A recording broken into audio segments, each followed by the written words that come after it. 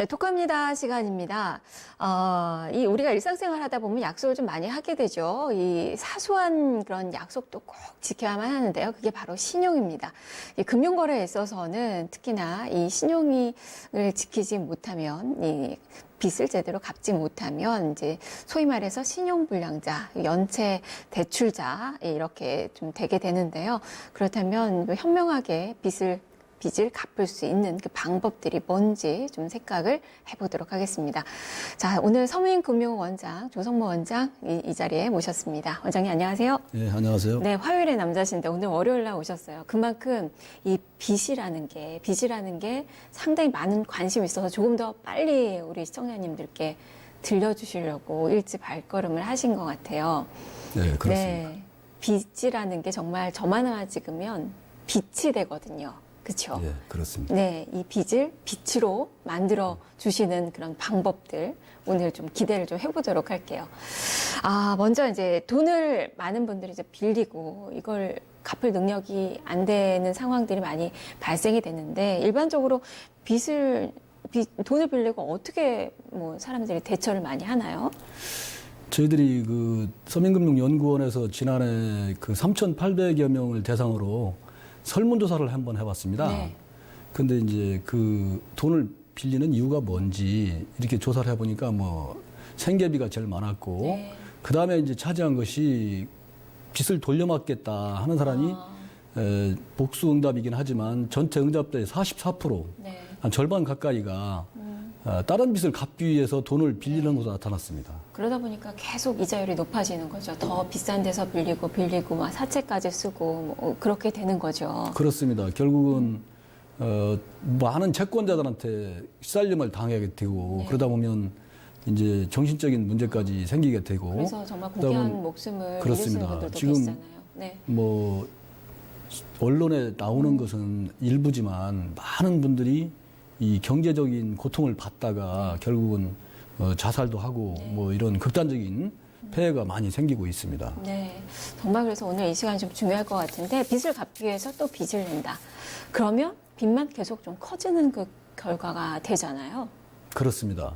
결국은 물론 빌린 돈은 갚아야 됩니다. 그리고 저희들이 이제 조사를 해보면 대부분은 열심히 갚으려고 노력을 합니다. 네.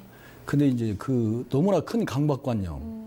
평생 예를 들어서 내가 한 10억을 빚을 졌다. 네. 그러면 아무리 열심히 일해도 갚지 못한단 말이에요. 근데 그걸 못 갚는 데 대한 강박관념 때문에 결국은 이제 더 큰 폐해로 그 빚이 자꾸 눈더미처럼 커지고 네. 그러면 더 큰 문제를 야기하는 것 같습니다. 사실 1,000만 원을 빌렸는데 이걸 뭐 상환을 제대로 해야 되니까 뭐 돈은 없고 그러면 조금 더 이자를 높은 데서 또 빌리고 정말 말씀대로 돌려막기. 그러다 보면 1,000만 원의 원금이지만 이게 나중에 빚은 뭐 1억 원이 돼 있고 순식간에 이런 경우가 상당히 좀 많은 거잖아요. 그럼 이제 이 빚을 그렇다면 돌려막기를 안 하고 좀 현명하게 해결할 수 있는 그 방법이 좀 있을까요? 그렇습니다. 제가 2001년도부터 고래사채 피해 신고를 받으면서 지금까지 만든 제도 중에서 우리 시청자님들이 꼭 아셨으면 하는 게 이 제도인데요. 네. 이거는 뭐 어떻게 보면 이제 채무자들한테 도덕적 해이를 유발시킨다는 비난도 있을 수 있는데 네. 결국은 채무자가 자살하고 죽으면 결국은 채권자도 손해를 보는 거거든요. 네. 그래서 이거는 채권자와 채무자 사이에 윈윈할 수 있는 제도인데 네. 그게 채무조정 제도입니다. 네. 그 채무조정 제도를 통해서 제가 그 현직에 있을 때 한번 상담을 했던 경험이 있는데 이 직업 군인이었어요. 이 젊은 친구가 이제 자녀가 셋이 있었는데 네. 그 5인 가족이거든요. 네. 그런데 어떻게 이제 기획 부동산에 잘못 말려가지고 빚이 이제 막 눈더미처럼 불어서 한 4억이 됐어요. 그래서 시골에 이제 아버지 뭐 땅 다 정리해서 한 2억을 갚았고 네. 그 상태에서 저를 알게 돼가지고 이 상담을 하다 보니까 사실은 한 4천만 원이면 나머지 빚을 다 정리할 수가 있었거든요. 네. 그래서 이런 제도를 이분이 알았으면 시골에 아버지 땅도 그러면 아버지하고 본인하고 채무는 별개거든요. 네. 아버지가 대신 갚아줄 이유도 없는 것이고요. 그래서 좀 더 쉽게 해결하지 않았을까 그런 아쉬움이 많이 나왔습니다. 좀 더 일찍 원장님을 좀 만났더라면 조금 더 수월하게 그런데 이제 그런 해결이 개인위생 제도나 이런 것들을 얘기를 해주니까 알고는 있었는데 왜 안 썼는지 이렇게 물으니까 결국은 그게 이제 직장에서 네. 불이익이 올까봐 그 제도를 이용하지 않은 거예요. 그런데 이거는 몸이 아프면 병원에 가듯이 이거는 어떤 그 본인한테 해를 입히는 그런 제도가 아니고 직장에서도 이분이 건전하게 그 채무를 정리해야만 네. 올바른 직장 생활을 할 수 있기 때문에 네. 불이익을 주지는 않거든요. 그럼 좀 더 구체적으로 좀 방법을 설명을 해주세요. 그래서 우리나라의 이제 채무조정 제도는 이제 그게 두 가지가 있습니다. 이게 민간 쪽에서 뭐 금융회사하고 신용회복위원회하고 협약에 의해서 하는 거, 아니면 이제 법적으로 뭐 개인희생이나 파산처럼 법적으로 일정 부분만 갚아 나머지는 감면시켜줄게 네. 하는 거. 한 가지는 이제 금융회사에서 자율적으로 하는 거, 국민행복기금이라든가 뭐 장기 소액 연체 채권 그 관리 재단을 통해서 하는 이렇게 이제 나눠볼 수가 있습니다. 그렇다면은 이거는 완전히 빚이 탕감되는 거는 아니죠. 일부 갚고. 그렇습니다. 이게 네. 이제 크게 신용회복위원회가 이제 각 금융기관들 네, 네. 한 5,400여 개 금융기관도 협약을 맺습니다. 네.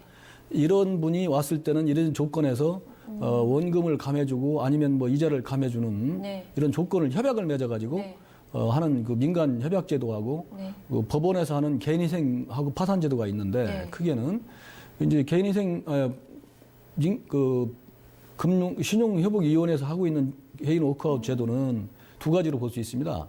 그 연체가 뭐 한 달에서 두 달 사이에 있는 거. 그 예를 들어서 31일부터 뭐 그 90일 사이에 있는 거 이런 분들한테는 프리워크아웃이라고 해가지고 네. 원금 감면은 안 되고 이자를 감면해준다든가 연체 이자를 완전히 감면해주는 네. 그리고 채무 상환을 좀 유예시켜주는 네. 이런 제도가 있고요. 또 이제 좀 길어졌어요, 이게. 그래서 3개월 이상 연체가 돼서 네. 91일 이상 연체가 됐는데 이분한테는 이제 원금까지도 그래서 뭐 상각 채권의 경우에는 원금의 60%까지도 이제 감해주고 네. 뭐 상환 기간을 늘려준다든가 뭐 이런 그 개인 워크아웃 제도 네. 이런 제도를 통해서 단기 하는데요. 연체자와 장기 연체자가 그렇습니다. 다르군요. 그럴 네. 경우에 이제 개인 워크아웃을 통해서 혜택을 봤을 때 대략 그 감면율이 약 30% 정도 감면이 된다고 보시면 되겠고요. 두 번째로 이제 법원에서 하는 겁니다. 법원에서는 이제 개인 채무자 희생법에 따라서 네, 파산이라고 그렇습니다. 했잖아요. 아닙니다. 그 개인 희생하고 파산 두 개로 나눌 수가 있는데 네. 지금 말씀하신 것처럼 개인 희생은 이제 그 일정 부분을 갚고 나머지를 네. 감면받는 네. 그런 겁니다. 그래서 이제 작년 6월 달에는 이제 그게 옛날에는 5년간 갚았어야 되거든요. 그런데 지금은 이제 3년으로 단축이 됐어요. 네. 그래서 쉽게 말씀드리면 지금 빚이 5억이 있습니다. 5억이 있는데 내가 지금 예를 들어서 월 300만 원씩 소득이 있어요. 일을 해서 소득이 생기는데 그러면 그 최저임금 뭐 2인 가족이다 그러면 최저임금이 한 270 되거든요. 네. 최저임금으로 이제 그 생활을 하고 나머지를 이제 가용소득이라고 하는데 네. 가용소득이 30만 원 있지 않습니까? 30만 원을 가지고 3년 동안 갚으면 돼요. 네. 매월 30만 원씩. 그러면 1년에 360이잖아요. 네. 그럼 3년이면 그 한 1,000만 원 좀 넘습니다. 4억의 빚이 예를 들어서 그 1,000만 원 좀 넘게 갚으면 나머지는 이제 법적으로 네. 이제 면제를 시켜주는 이런 제도고요. 그래서 그 파산 같은 경우에는 그야말로 빚잔치입니다. 네. 내가 직업이 없어도 소득이 없어도 도저히 갚을 있는 수 재산 없는 가지고 네. 채권자 여러분들 이만큼씩 가져가세요 하고 손 터는 거예요. 네. 이게 이제 파산이고요. 네. 근데 우리가 참 그 파산을 장려하는 문화가 돼서는 안 되고요. 네. 열심히 일해서 정말 일부라도 갚고 나서 나머지를 정리받는 이런 문화가 정착되는 게 좋지요. 그런데 이 아까 말씀드린 이제 신용회복위원회의 개인 워크아웃하고 네. 이 개인희생 파산 해가지고 1년에 한 24만 명 정도가 혜택을 보고 있습니다. 네. 근데 이게 어떻게 보면 채무자들을 도와줌으로써 채권자도 일부를 해소할 수 있는 제도 네. 이런 제도이거든요. 그래서 둘 다 양자간에 좀 이제 네. 그 장단점은 있습니다. 제도 간의 장단점 이런 거를 잘 살펴서 이용할 수가 있는데 정말 좋은 제도인데 누구나 그렇습니다. 다 이용할 수 있는 거예요. 그렇습니다. 근데 이제 누구나 다 이용할 수 있는 건 아니고 개인 워크아웃이나 개인 파산은 기본적으로 일을 해서 소득이 있어야 돼요. 그래서 최저 생계비 이상 소득이 돼야 되는 게 기본이고요. 네. 뭐 일하지 않는데 빚을 다 탕감해줄 이유는 없거든요. 소득이 없으면 파산. 그래서 파산하고 이제 파산을 하더라도 또 그 채무에 대해서 법원의 면책이라는 걸 못 받으면 네. 결국은 그 재산만 다 정리하고 채무는 또 남게 돼요. 네. 예를 들어서 뭐 도박을 해서 빚을 졌다든가 뭐 이런 빚을 정리해 줄 필요는 없지 않습니까? 면책을 시킬 이유가 없기 때문에. 그래서 이제 크게 개인 희생하고 그 개인 워크아웃 두 개를 선택하게 되는데 제일 그 유의해야 될 게 뭐냐. 최근에 사채를 많이 썼어요. 네. 예를 들어서 그러면 이 사채업자들은 이제 그 협약에 들어와 있질 않아요. 네. 그러다 보니까 이런 분들은 그 채무가 30% 이상이 되면 법원에 가서 개인 희생을 신청해야 되고요. 네.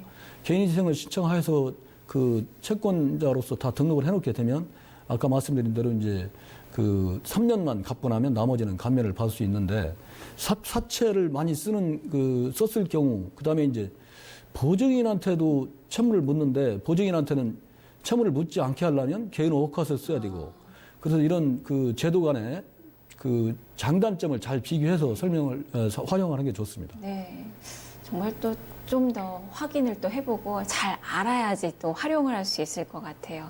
그렇습니다. 알겠습니다. 오늘 또 좋은 정보 또 주셨네요. 말씀 잘 들었습니다. 네, 감사합니다. 네, 오늘도 토크합니다. 조성목 서민고민연구원장 만나봤습니다. 여기서 오늘의 퀴즈 시간 갖겠습니다. 자, 어제 정답부터 공개를 해드리죠. 지난 금요일의 정답입니다. 보궐선거였고요. 민키 미니맘님 축하드립니다. 선물 보내드릴게요. 자, 오늘의 문제 이어서 드리겠습니다. 자, 빚이 많아 정상적인 상환이 힘든 채무자를 대상으로 상환 조건을 변경해서 경제적인 회생을 지원하는 절차는 무엇일까요? 라는 문제입니다. 정답 아시는 분들은 뉴스토마토 유튜브 페이지에 오셔서 먼저 구독하시고 정답은 이 현재 방송되고 있는 스트리밍 화면에 댓글로 달아주시면 되는데요. 정답 남겨주실 때 이메일 주소 함께 남겨주셔야 선물 보내드릴 수 있습니다. 자, 여러분의 많은 참여 기다리고 있겠습니다. 자, 지금까지 토크합니다 함께 하셨습니다.